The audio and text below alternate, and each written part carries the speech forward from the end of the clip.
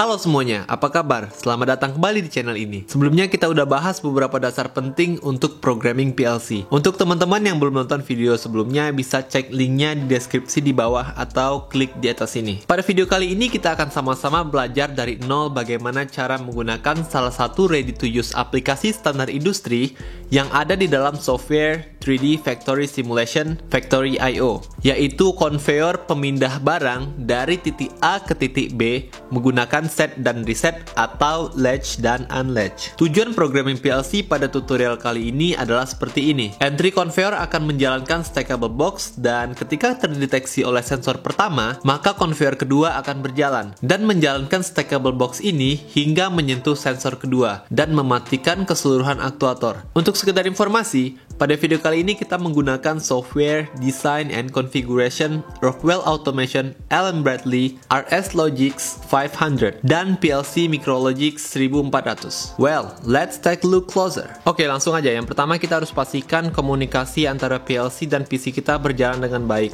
Di sini teman-teman bisa ngecek di software interface communication apapun yang teman-teman miliki. Kemudian kita harus siapin software Design and Configuration PLC. Di sini kita menggunakan RS-Logix 500 Pro. Kita bisa configuration channel dulu. Kemudian kita bisa mempersiapkan software 3D Factory Simulation Factory I/O. Seperti sebelumnya, kita akan menggunakan salah satu ready-to-use aplikasi standar industri yang ada di dalam software ini. Kita bisa ke Scenes. Kemudian yang kedua ada From A to B, Set and Reset. Lebih kurang ini adalah sistem yang akan kita program menggunakan PLC. Untuk itu kita harus mengetahui terlebih dahulu prinsip kerjanya. Nah, di sini kita bisa lihat aktuator yang digunakan pada sistem ini ada dua, yaitu entry conveyor dan conveyor. Kemudian sensor yang digunakan atau input dari sistem ini adalah sensor A dan sensor B.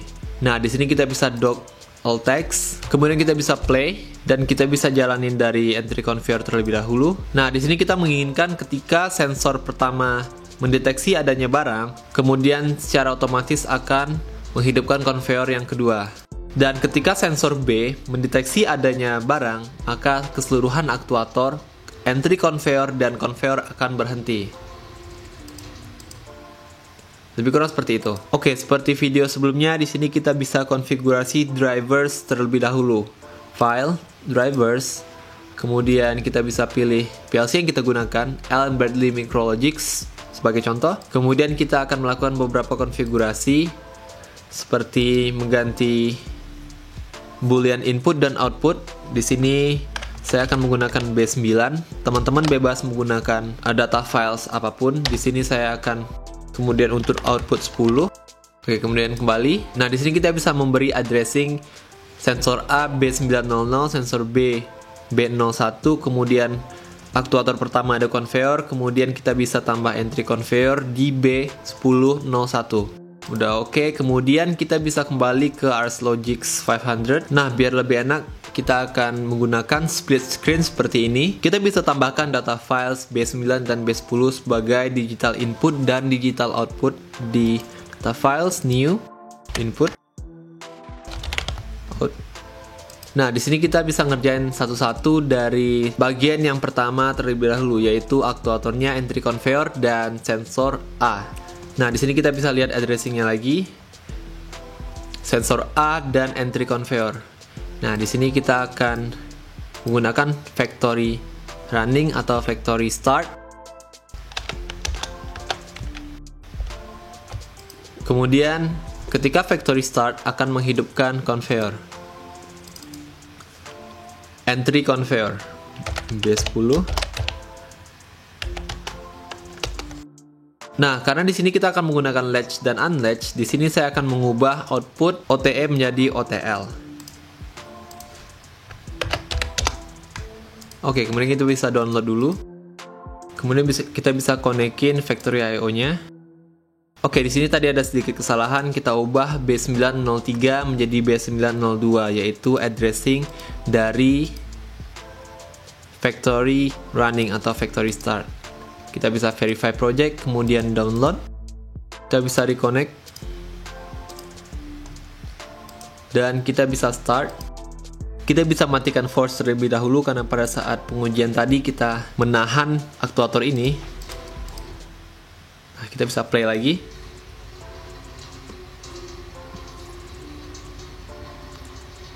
Oke, lebih kurang seperti itu. Kita bisa lanjut. Nah, kemudian ketika sensor A mendeteksi stackable box, maka akan menghidupkan aktuator yang kedua, yaitu conveyor. Nah, di sini saya akan tambah rang baru. Nah, di sini perlu kita perhatikan bahwa sensor A secara default adalah normally closed. Jadi di sini kita akan buat normally open. Sini kita bisa buat addressing dari sensor A B900. Oke, kemudian sensor A akan menghidupkan atau menahan aktuator yang kedua, yaitu conveyor. Oke, conveyor. Nah, kita bisa verify, kemudian download.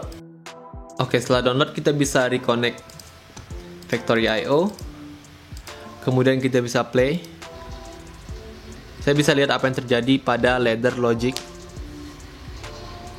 dan menghidupkan conveyor yang kedua. Nah, di sini kita bisa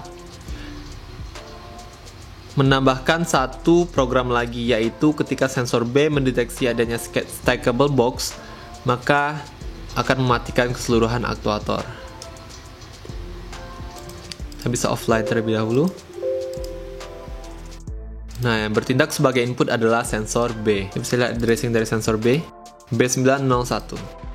Nah, kemudian akan meng-unlatch atau mematikan keseluruhan dari aktuator. Nah, karena aktuator kita menggunakan latch, maka kita butuh mematikannya menggunakan unlatch. Entry conveyor, kemudian conveyor. Oke, kemudian kita bisa verify, download. Kemudian kita bisa play, dan di sebelah kiri kita bisa lihat apa yang terjadi di dalam ladder diagram kita. Menghidupkan aktuator yang kedua, yaitu conveyor. Kemudian kita inginkan kedua aktuator ini mati apabila sensor B mendeteksi adanya stackable box, seperti itu. Oke, sekali lagi kita bisa play.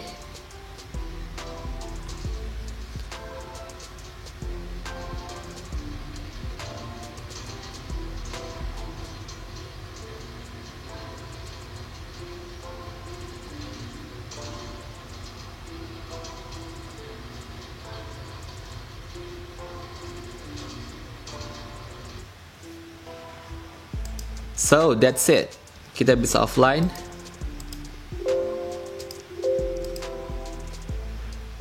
Nah, itu dia bagaimana cara mengendalikan scene kedua di Factory I/O menggunakan latch dan unlatch pada RS Logic 500 Pro.